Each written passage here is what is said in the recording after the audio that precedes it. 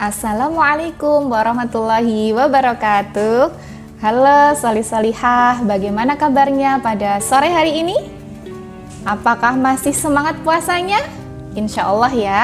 Semoga solih-solihah diberi kekuatan, diberi kesehatan sehingga nanti bisa menjalankan ibadah puasa sampai hari ke-30 dengan baik ya. Kembali lagi di LHI Berkisah Ramadan Kian Berkah.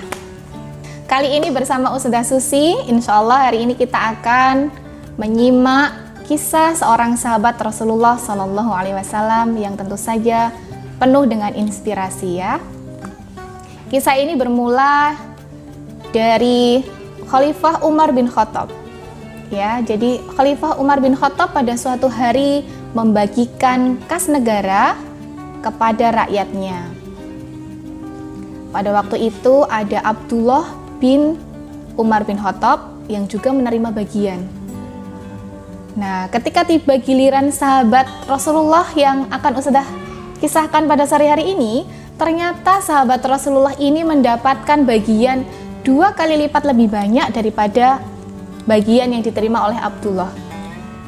Hal ini membuat Abdullah bin Umar penasaran ya, karena Abdullah tahu bahwa Umar bin Khattab memberikan bagian sesuai dengan kebaikan dan jasa-jasanya untuk Islam.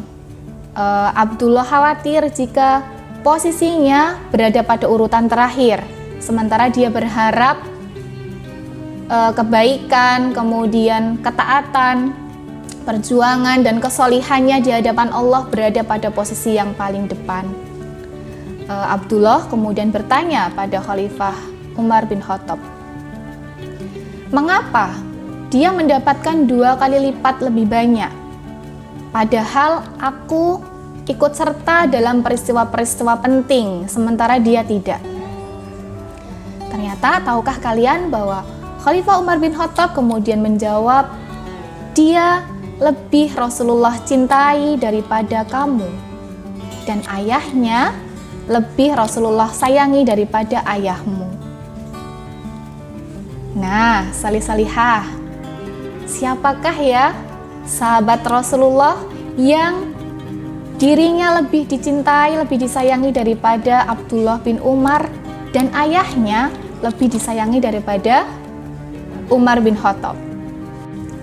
Ya, benar, dia adalah Usamah bin Zaid. Usamah bin Zaid dijuluki oleh para sahabat sebagai orang kesayangan dari orang kesayangan Rasulullah.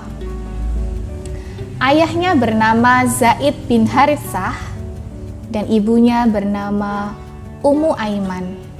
Zaid bin Haritsah, solih-solihah udah tahu ya, beliau merupakan salah satu sahabat Rasulullah SAW.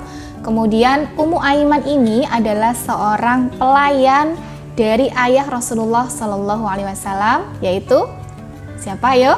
Abdullah bin Abdul Muthalib. Sejak kecil Usamah lahir dan tinggal di Mekah, tumbuh besar dalam lingkungan rumah tangga Nabi. Oleh karena itu tidak heran jika Usamah bin Zaid sudah mengenal dan memeluk Islam sejak kecil. Rasulullah sangat menyayangi Usamah seperti halnya beliau menyayangi cucu-cucu beliau, yaitu Sayyidina Hasan dan Husain. Nah, pada suatu hari Rasulullah jatuh sakit. Kondisi ini ternyata dimanfaatkan oleh musuh untuk menguji sejauh mana kekuatan Islam. Mereka membuat propaganda kekacauan di perbatasan Syam. Rasulullah kemudian menunjuk Usamah bin Zaid sebagai panglima perang di perbatasan Syam. Waktu itu usia Usamah baru 18 tahun. Ternyata penunjukan ini menimbulkan kasak kusuk dan ketidaksetujuan di kalangan para sahabat. Para sahabat merasa bahwa Usamah ini masih sangat muda untuk menjadi pemimpin perang, dan sebagaimana kita tahu bahwa memimpin perang itu bukan suatu hal yang mudah. Mendengar perkataan dari para sahabat yang terlihat menyepelekan Usama, Khalifah Umar bin Khattab kemudian menemui Rasulullah. Mendengar berita ini, Rasulullah kemudian bergegas menemui para sahabat yang waktu itu sedang berada di Masjid Nabawi. Rasulullah bersabda, "Wahai sekalian manusia, aku mendengar pembicaraan mengenai pengangkatan Usama sebagai panglima perang. Demi Allah, Zaid sangat pantas menjadi pemimpin perang sebagaimana putranya juga, Usama bin Zaid juga pantas untuk menjadi pemimpin perang. Aku sangat mengasihi Zaid bin Haritsah, demikian juga dengan putranya. Mereka adalah orang-orang baik. Hendaklah kalian memandang baik mereka berdua, dan mereka berdua adalah sebaik-baik orang di antara kalian." Mendengar sabda Rasulullah tersebut, para sahabat langsung terdiam. Kaum muslimin kemudian berbondong-bondong bergabung dengan pasukan Usama. Nah, kemudian Usama dan pasukannya berangkat ke perbatasan Syam. Nah, namun belum jauh mereka bergerak dari Madinah, terdengar berita yang sangat menyedihkan bagi kaum muslimin. Tahukah kalian apa berita itu, solih-solihah? Iya, berita itu adalah wafatnya Rasulullah Shallallahu Alaihi Wasallam. Usama dan pasukannya kemudian kembali ke Madinah, dan Usama datang ke rumah Rasulullah. Di sana sudah berkumpul para sahabat. Kemudian mereka mengadakan musyawarah dengan hasil yang menggantikan Rasulullah adalah Abu Bakar As-Siddiq. Jadi Abu Bakar As-Siddiq menjadi khalifah menggantikan Rasulullah. Kemudian Abu Bakar As-Siddiq kembali memerintahkan Usama untuk memimpin perang ke perbatasan Syam sesuai dengan perintah Rasulullah. Usama dan pasukannya kemudian segera bergerak dari Madinah menuju perbatasan Syam. Dengan strategi perang yang matang, Usama berhasil mengalahkan musuh dalam waktu yang cepat. Setelah 40 hari kemudian, Usama dan pasukannya kembali ke Madinah. Nah, mereka pulang dengan membawa kemenangan dan juga harta rampasan perang.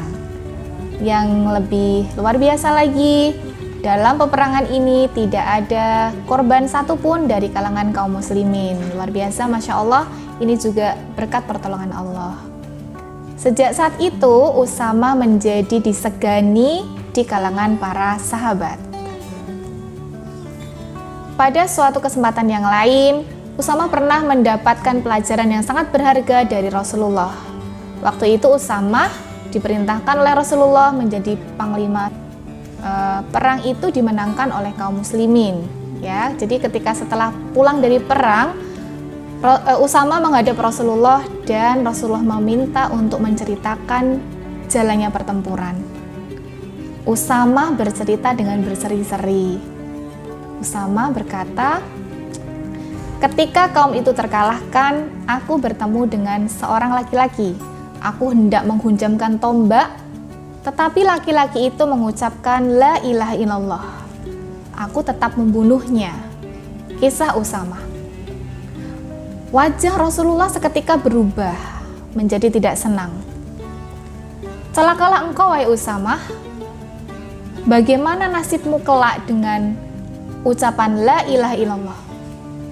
Itu Rasulullah ucapkan berulang kali sehingga Usama menjadi sangat sedih dan merasa sangat bersalah.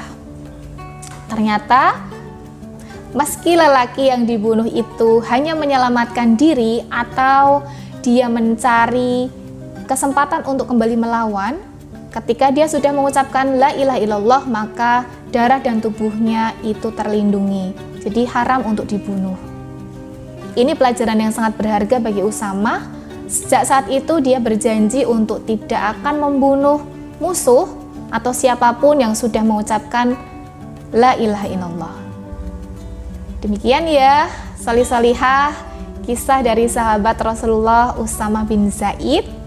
Ya, banyak sekali ya keteladanan yang bisa kita ambil dari kisah beliau. Apa saja itu? Apakah kalian tahu?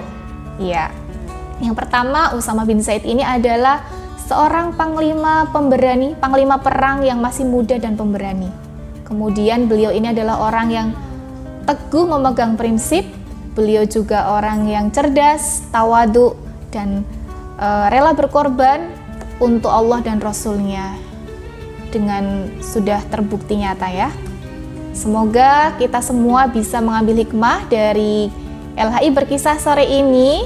Sampai bertemu lagi pada LHI Berkisah episode berikutnya dengan kisah-kisah sahabat Rasulullah yang lainnya. Demikian dari Ustadzah, selamat menantikan berbuka puasa ya salih-salihah.